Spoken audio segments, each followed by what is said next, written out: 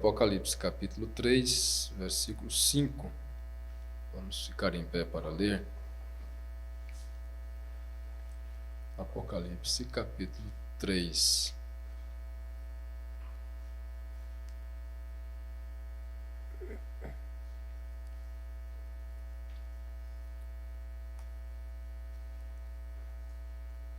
Apocalipse deveria ser lido diariamente, constantemente.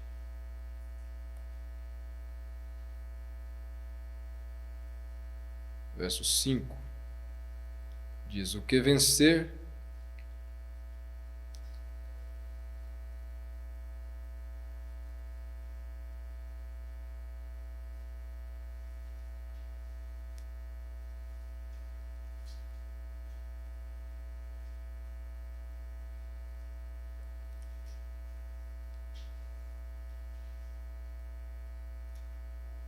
Vamos começar de novo.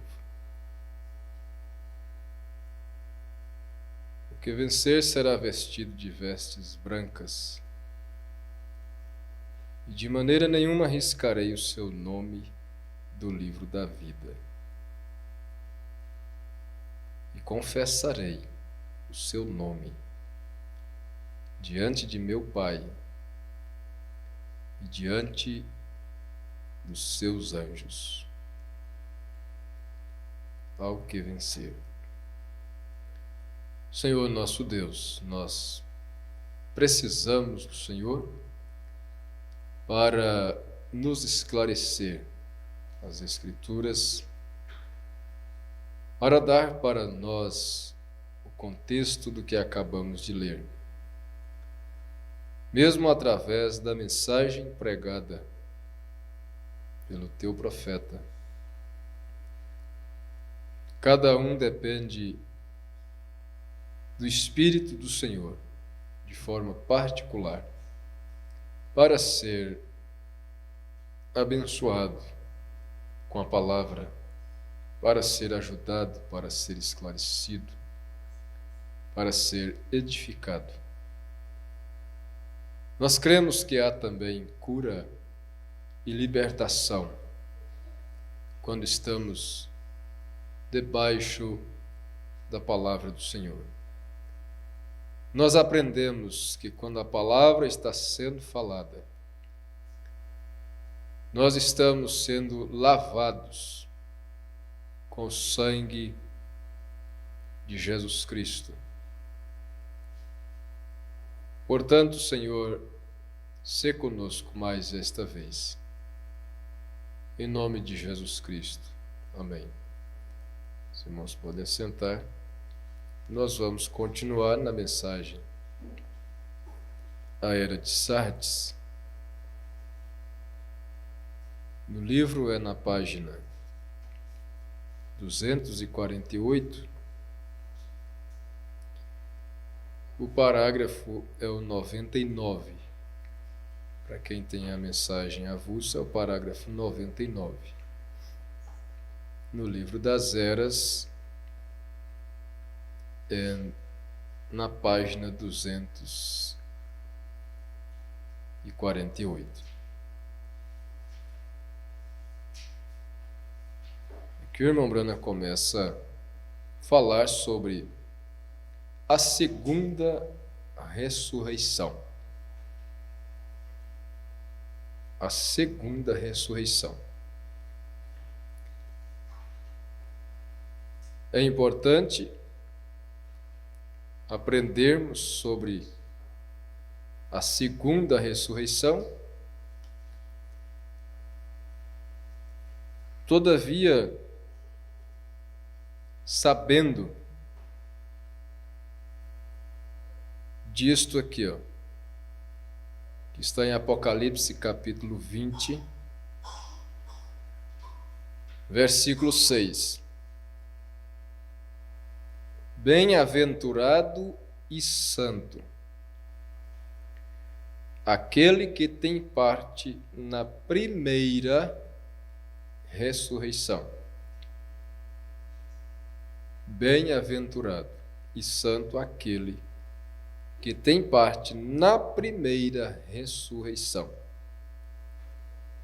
Sobre estes não tem poder a segunda morte, mas serão sacerdotes de Deus, de Cristo, e reinarão com ele 1000 anos. Os que têm parte na primeira ressurreição reinarão com Cristo no milênio. Veja só, reinarão com Cristo no milênio. É a esposa do Cordeiro, é a rainha do rei. Então, os que têm parte na primeira ressurreição estarão reinando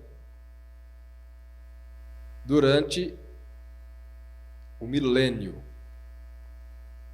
O que é o milênio? Milênio, para quem não sabe, é um período de 1000 anos entre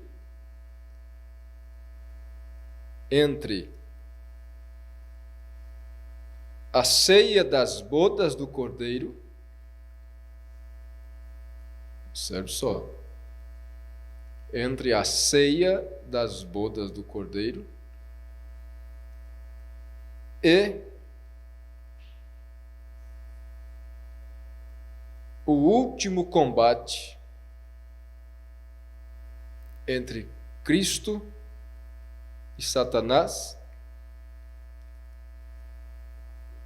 que é chamado aqui em Apocalipse capítulo 20 de Gog e Magog,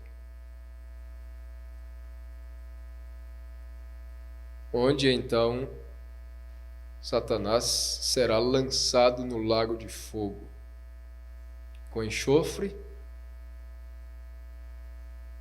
onde está a besta e o falso profeta.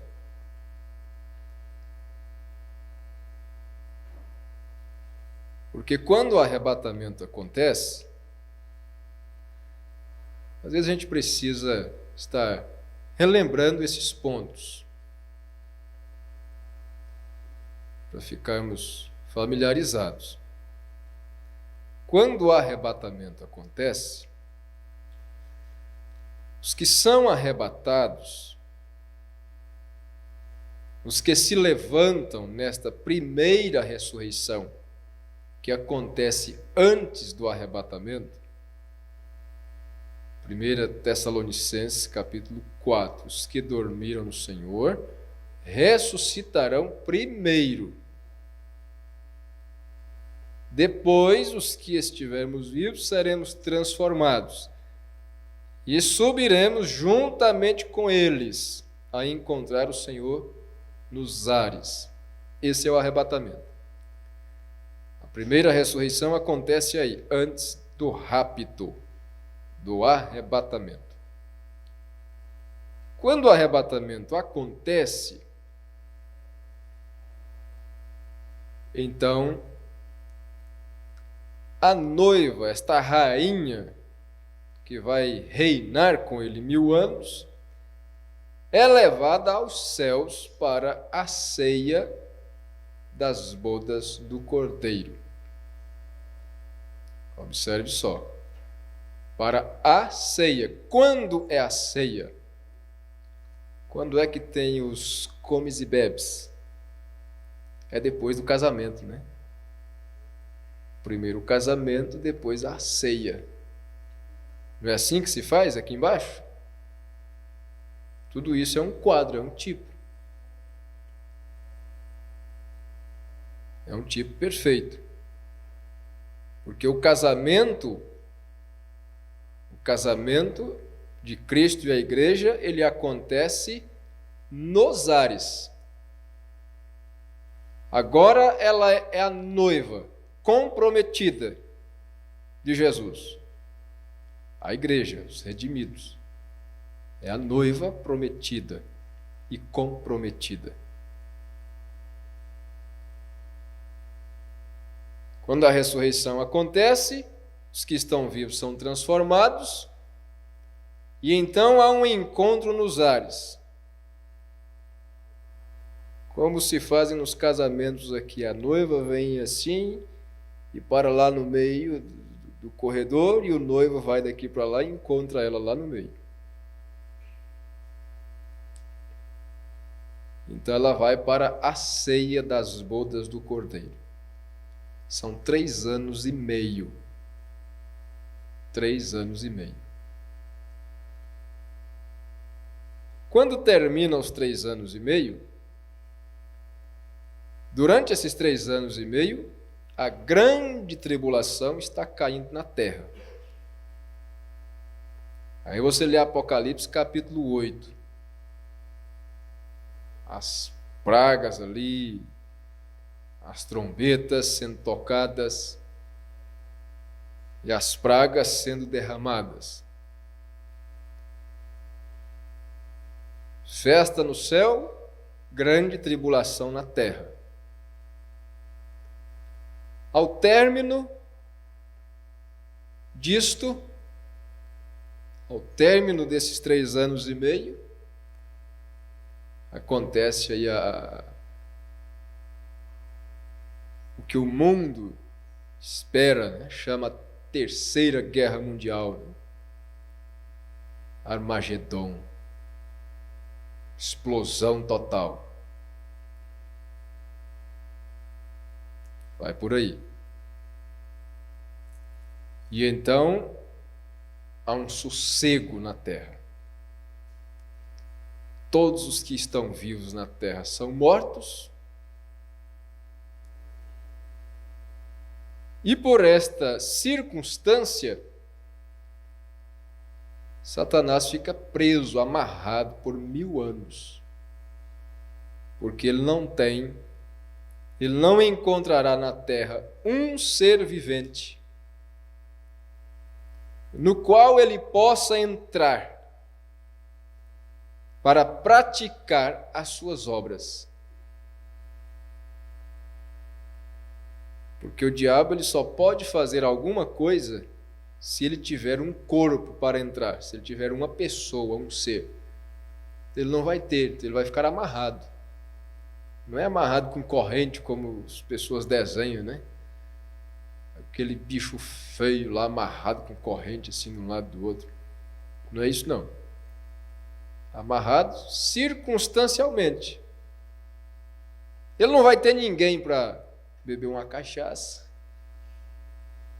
Né? Ele não vai ter ninguém para fumar um baseado. Ele não vai ter ninguém para praticar assassinato, homicídios, e por aí vai. Ele não vai ter ninguém para mentir, ninguém para roubar, ele não vai ter ninguém.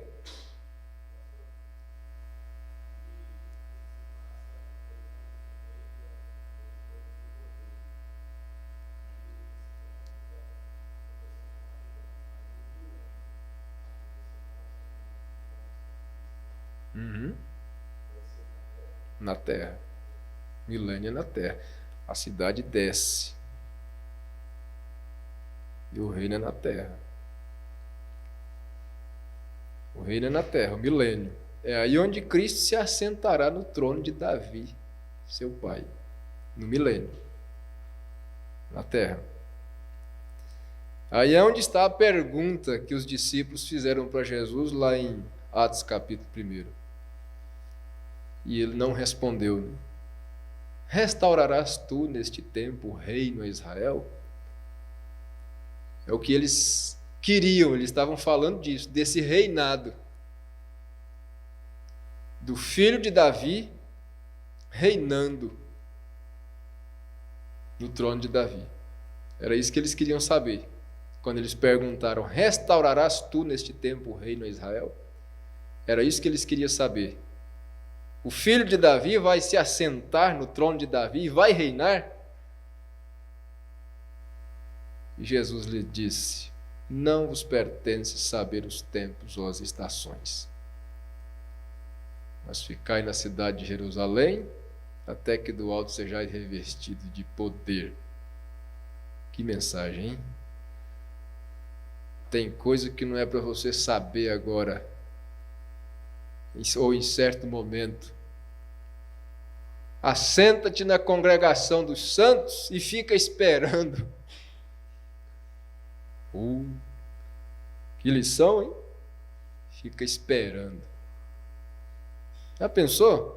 Hoje seria dado como uma má resposta, né? Não vos pertence saber os tempos ou as estações.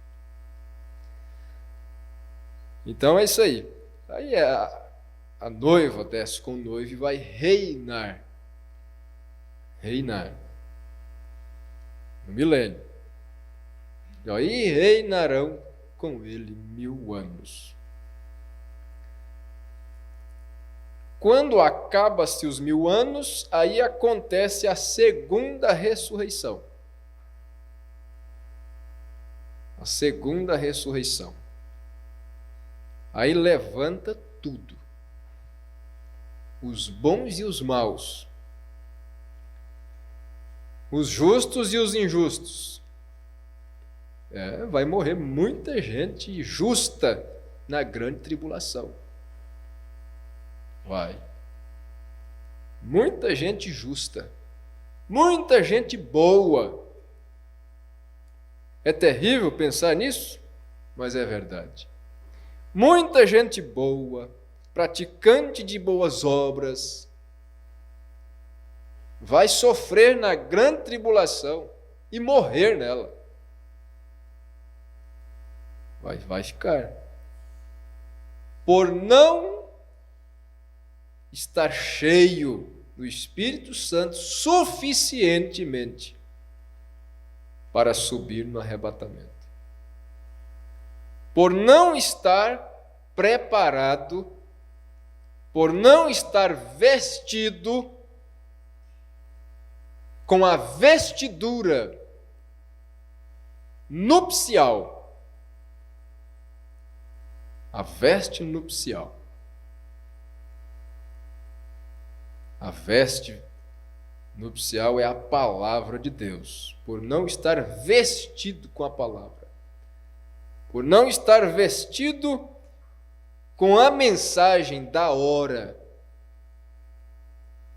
Numa certa mensagem, o irmão Brana pregando, ele disse assim, envolva a sua vida nisto. Preste atenção. Envolva a sua vida nisto. Veste não é para envolver o corpo?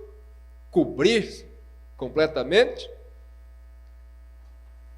Então, muita gente que até está com a mensagem do profeta na mão, vai ficar para a grande tribulação, por não estar envolvido completamente, não estar vestido. Jesus contou aquela parábola lá do noivo que deu uma grande festa de casamento, e lá pelo meio da festa encontrou alguém que estava lá no meio, que não estava vestido como os demais, que não estava envolvido com a veste nupcial, porque no Oriente era assim. Quando o noivo fazia a festa de casamento, ele tinha uma veste para vestir todo mundo. E alguém ficava ali na porta, e todos que iam entrar tinham que vestir aquela veste própria do casamento, aquela veste nupcial. Então lá dentro, não tinha pobre e não tinha rico vestido diferente. Todos estavam vestidos iguais. O grande, o pequeno, o rico e o pobre. O humilde, o mais simples, ou o doutor, ou todos estavam vestidos da mesma maneira. Todos tinham que estar iguais. Mas lá pelo meio da festa encontrou alguém lá que não estava vestido. Então chamou aquele cidadão. E disse: amigo, cadê sua veste? Por onde você entrou? E a Bíblia dizia: aquele homem emudeceu-se. Ele não tinha explicação. Como que você entrou? E a Bíblia dizia: ele emudeceu-se. Então o mestre da festa disse aos seus servos: lançai mão dele, pegai dele e lançai-o nas trevas exteriores. Ali haverá choro e ranger de dentes. Esta é a grande tribulação. Os que não estiverem vestidos com a vestimenta, os que não tiverem envolvidos com a vestimenta que o noivo tem dado. E olha só, e é justamente aí onde nós estamos na porta, já na entrada para a ceia do casamento. Estamos na hora de pôr esta veste, ou sermos deixados na grande tribulação. Então, na segunda ressurreição, vai se levantar justos e injustos. Muitos justos. Foram crentes, boas pessoas, porém, não trabalharam o suficiente.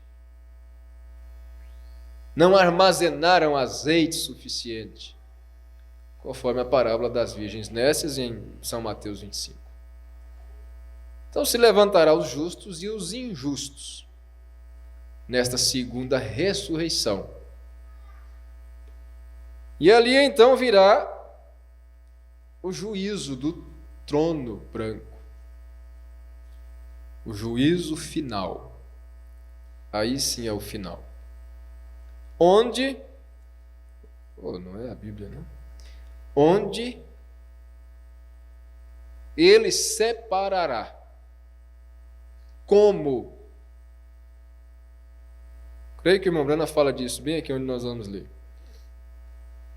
Lá não disse que é um pastor separando ovelhas de bodes. Lá diz que é como um pastor separando as ovelhas dos bodes. Então, é a segunda ressurreição. É a segunda ressurreição, na qual as almas sob o altar,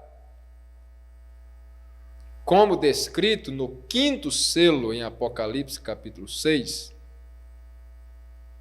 verso 9 ao 11, veja, recebem vestes brancas e, evidentemente, vida eterna.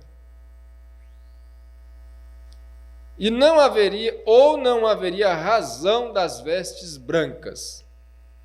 São as almas que estão debaixo do altar, clamando, né? Até quando, ó santo e verdadeiro dominador, não julgas e vingas o nosso sangue dos que habitam na terra?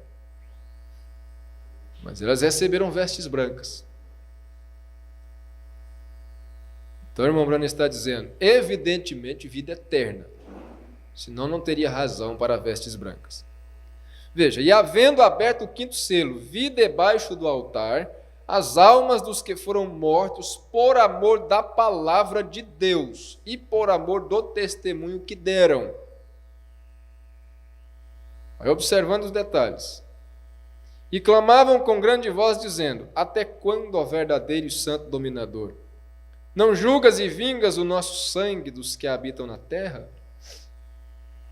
E foram dadas a cada um compridas vestes brancas, e foi-lhes dito que repousassem ainda um pouco de tempo, até que também se completasse o número de seus conservos e seus irmãos, que haviam de ser mortos como eles foram.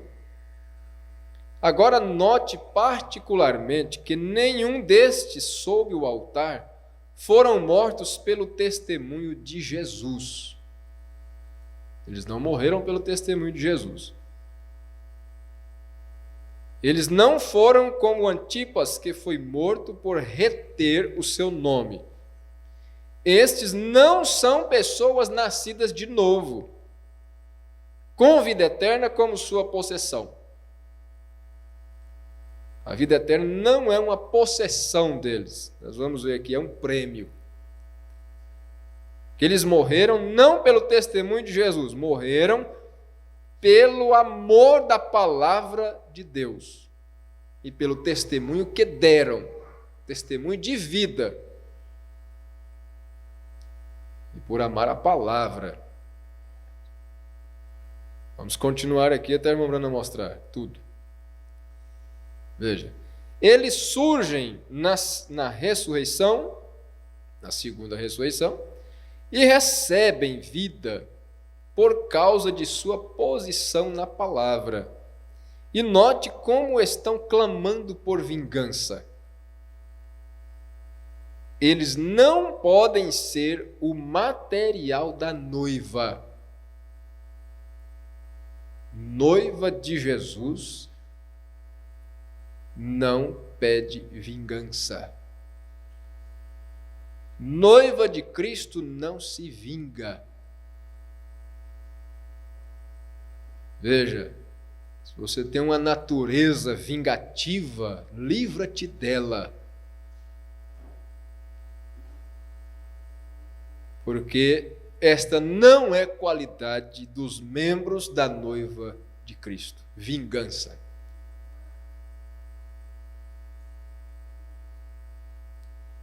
Veja, mas eles, as almas debaixo do altar, estão lá pedindo vingança. Até quando não julgas e vingas o nosso sangue?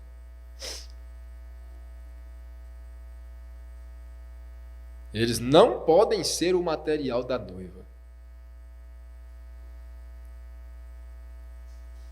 Observe só, não podem ser o material que forma a noiva.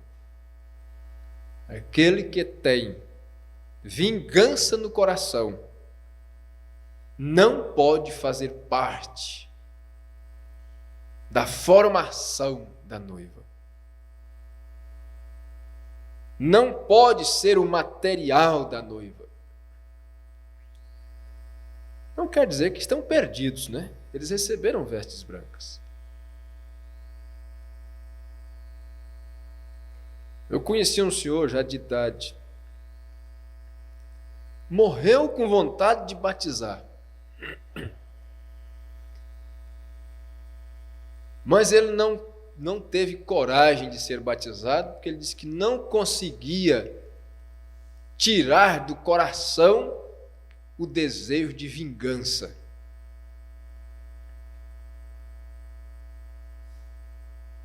Ele foi sincero, ele disse, eu não consigo.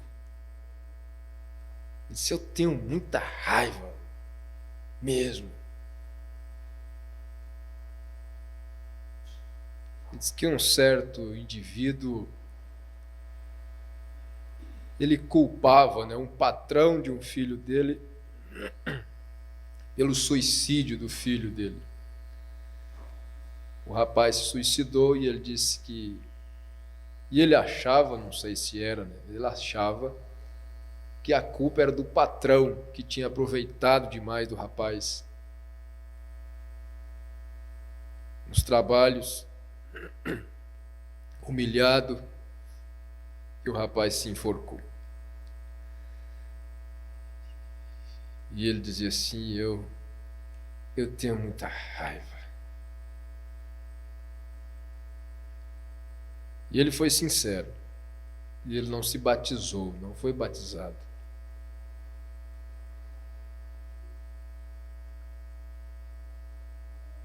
Mas, quando ele faleceu, Ele morreu. Ele era uma pessoa diferente do que ele era antes. Então fica assim. Talvez ele não esteja na primeira ressurreição, compondo, como material da noiva, mas ele pode levantar-se na segunda ressurreição e receber vida eterna. Mas bem-aventurado aquele que tem parte na primeira ressurreição. Veja, eles não podem ser o material da noiva. A noiva vira a face e clama: perdoa-lhes, Pai, porque não sabem o que fazem. Como Estevão, Perdoa-lhes, Senhor Jesus. Quer dizer, Jesus foi quem disse: perdoa-lhes, Pai, porque eles não sabem o que fazem. Estevão dizia assim: Senhor Jesus, não lhes impute este pecado. Quando eles apedrejavam ele, estavam jogando pedras nele, ele, pondo-se de joelhos, olhando para cima, dizia: Senhor Jesus, não lhes impute este pecado, porque eles não sabem o que fazem. Recebe o meu espírito. Esse é material da noiva. Perdoa-lhes, Pai, porque não sabem o que fazem. Então, quem são estes? Estes são judeus. Estes debaixo do altar são judeus. Tem de ser, porque estão no quinto selo. Estão no quinto selo. E é no quarto selo que a noiva gentia parte no arrebatamento. A noiva sobe no quarto selo. E estas almas debaixo do altar já estão no quinto selo. Então não pode ser a noiva já subiu, já foi embora. Durante o quarto selo. Assim, estes judeus não são nascidos do seu espírito. Eles nem sequer creem que Jesus é o Messias. Mas como foram cegados por Deus e por causa dos gentios, Deus lhes deu vida eterna com base em que, embora não pudessem vir a Ele, todavia foram verdadeiramente fiéis a toda a palavra que conheciam. Judeus não puderam vir a Ele. Por quê? Jesus disse assim: ninguém pode vir a mim se meu Pai não o trouxer.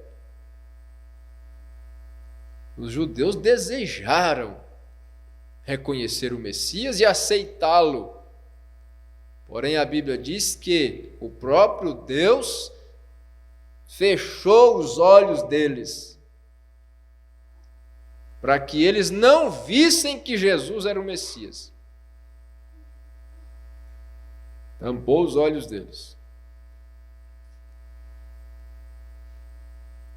Mas eles permanecem fiéis à palavra que eles conhecem, até hoje. A toda a palavra. E morreram por ela, como multidões morreram. Sob Hitler, Stalin, Mussolini,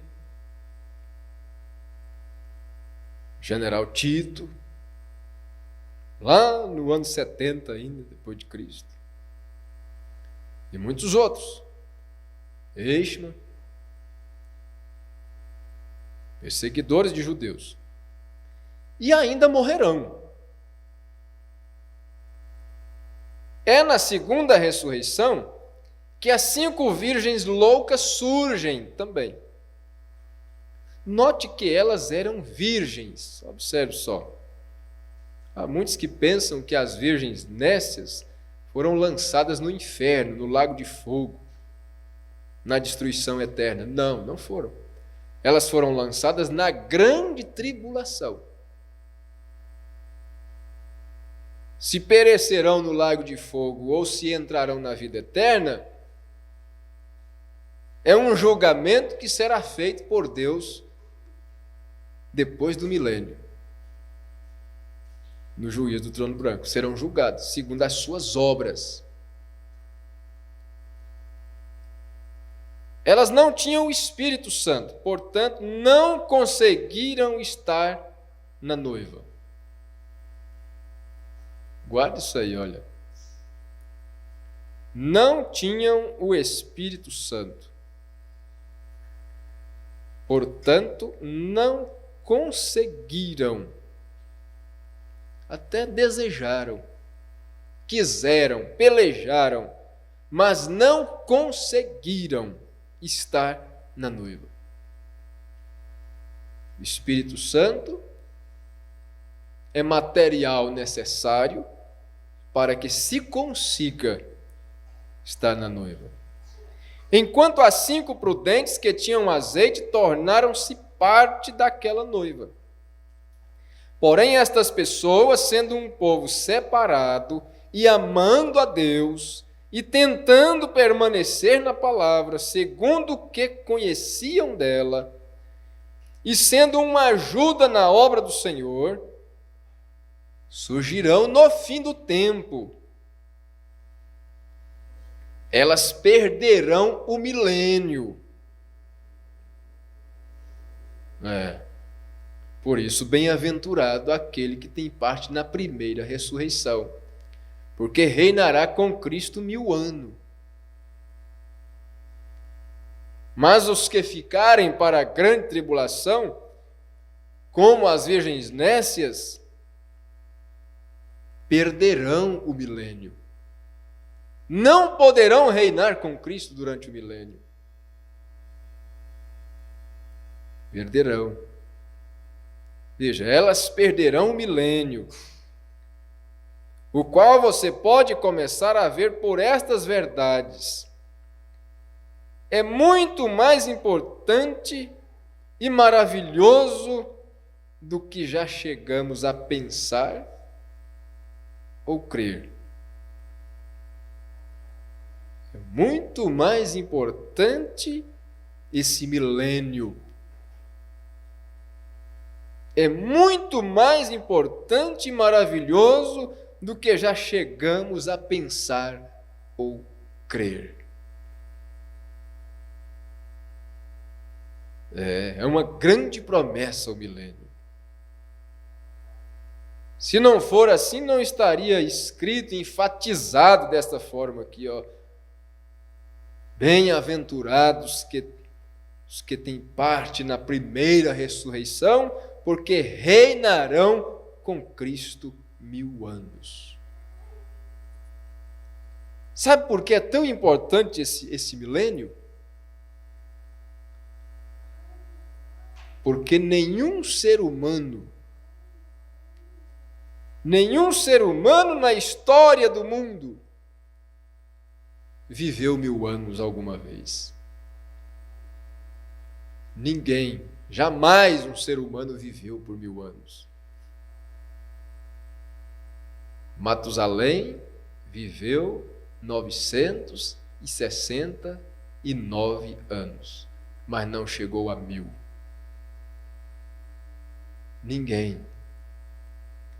Ninguém nunca viveu um dia de Deus. Esse milênio é tão importante por causa disto. Porque isso significa sem interferência do pecado. Porque a ordem de Deus lá no Éden foi esta: no dia em que dela comerdes, nesse dia morrerás. No dia que Adão comeu, ele morreu. Ele não terminou o mil anos. Adão viveu quantos anos? 930 e alguma coisa, né? Hã? 930 e alguma coisa, né? Ele não chegou, não viveu um dia.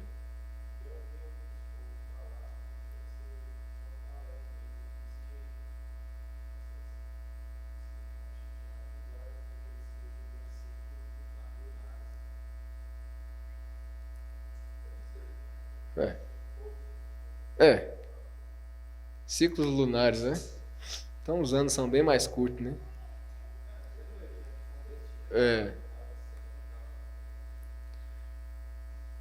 Se fosse assim, por que dentro da própria Bíblia veio diminuindo essas, né? Veio diminuindo.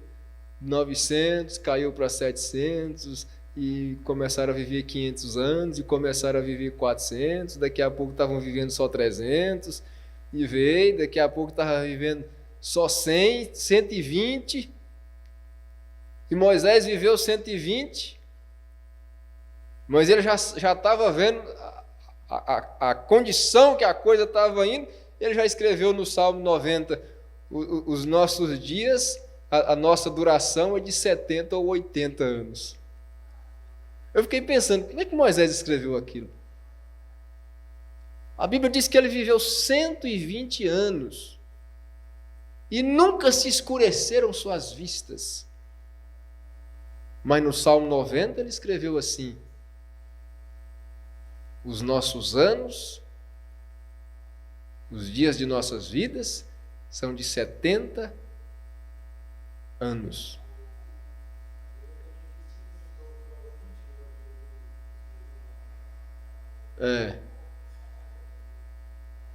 Eu também não lembro, mas eu já vi alguma coisa sobre isso. Eu fiquei pensando, mas Moisés, com 120 anos, nunca se escureceu a vista, e escreveu: os nossos dias serão de 70 anos. Se alguns, pela sua robustez, chegar a 80, o melhor deles será cansaço e enfado. Como é que pode? Então veja só. Então foi diminuindo, né?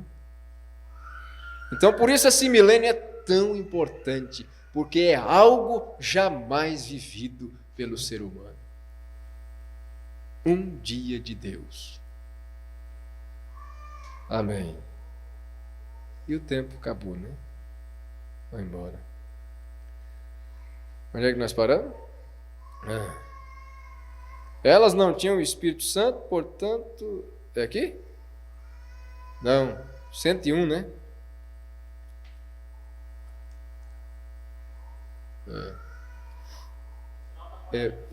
Isso. É muito mais importante e maravilhoso do que já chegamos a pensar ou crer.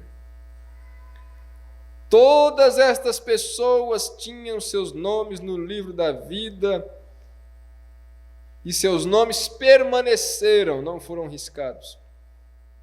Mas os nomes dos que não permaneceram, e os nomes dos que não permaneceram, os pertencentes às igrejas do sistema mundial, que combateram contra a noiva, serão aqueles cujos nomes serão removidos. Que afirmação, hein? Que sentença! Olha, então você não vai sair por aí fazendo julgamento de ninguém, não. Mas quando você vê um religioso combatendo a mensagem, a sentença é essa aqui, ó. A sentença é ter o seu nome removido do livro da vida. Me lembro que existe um cidadão na internet que ele tem um canal no YouTube só para combater a mensagem. É específico. Combater a mensagem do profeta. É combater o pastor Joaquim Gonçalves, combater a mensagem do profeta. É específico o canal dele. E outros, existe outros, não é só um não. A sentença é essa. Os pertencentes às igrejas do sistema mundial que combateram contra a noiva, seria melhor para eles ficar caladinho, quietinho, né? Aqueles que combateram contra a noiva serão aqueles cujos nomes serão removidos. Não é do Fernandinho Beiramar. Observou isso? É muito pior. Combater contra a noiva de Cristo é muito pior do que qualquer outra coisa que o indivíduo faça no mundo aí. É melhor ele ser traficante, ser assassino, é melhor ele ser qualquer coisa, menos um combatente contra a noiva de Cristo. É melhor. É terrível. Bater de frente com o programa de Deus é o pior acidente que uma pessoa pode ter. Bater de frente com o eleito em perseguição, em desrespeito, em maus tratos, é o pior acidente que uma pessoa pode sofrer na vida. É a pior coisa que pode suceder na vida de uma pessoa. É se tornar um combatente contra um eleito de Deus. São esses os que perderão. Eles serão lançados no lago de fogo. Sabe por quê? Isso é o quanto Deus ama os seus escolhidos. Esse é o ciúme. A Bíblia diz assim: o Espírito que habita em vós tem ciúmes. E Ele não vai deixar por menos quem combate contra seus eleitos. Ai, irmão, não tem coisa melhor. Aí o crente fica inchado, né? Aí o crente fica cheio, aí o crente tem que ficar animado. Saber disto, que Deus tem tamanho zelo pelos seus, até esse ponto aqui, ó. Dizer, não toca nele não, não toca nela não, que eu te jogo no lago de fogo. Já viu isso? Já viu uma pessoa defender a outra e dizer, não toca nela não, que eu acabo contigo. Você quer a mesma coisa de Deus dizer assim, ó, não toca nesses meus eleitos não, que eu te jogo no lago de fogo. Eu risco o seu nome do livro da vida e te lanço no lago de fogo. Junto com a besta, com o falso profeta, com todos os demônios, com a antiga serpente, chamada o diabo e Satanás. Que sopa que vai dar, hein?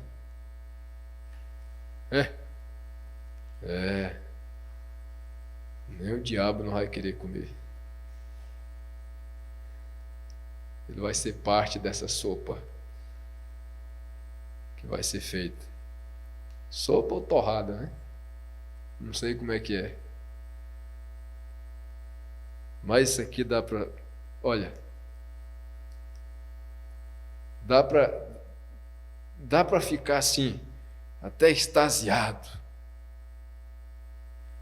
Ou no mínimo, mais interessado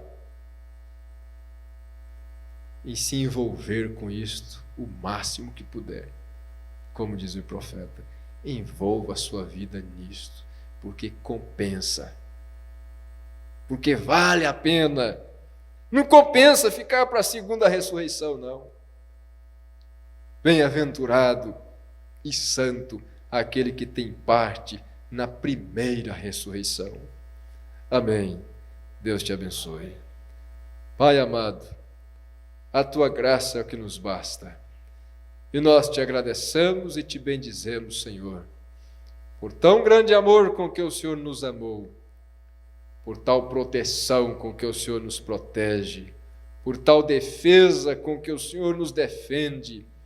Ó Pai, ajuda-nos a sermos mais leais e fiéis a isto.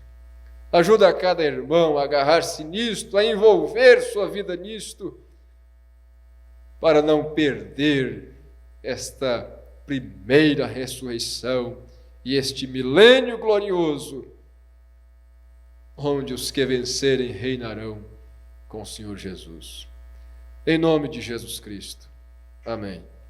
Amém. Deus abençoe todos.